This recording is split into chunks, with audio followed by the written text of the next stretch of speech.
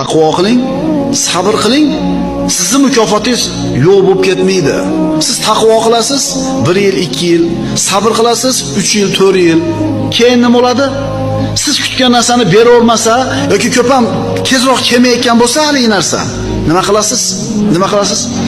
Shoshib ketasizda, jazabaga tushasizda, norozi bo'lasizda, shuncha sabr qildim, shuncha taqvo qildim, shuncha duo qildim, ijobat qilmadi deb shoshib ketasiz.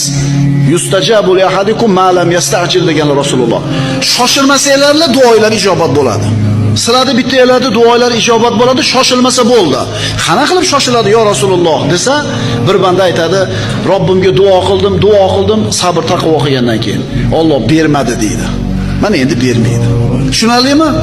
Siz uchun 5 yil uzoq vaqt, biz uchun 30 yil uzoq vaqt. Alloh uchun hech narsa emas. Umringiz oxiriga olib qo'ygan edi shu narsani.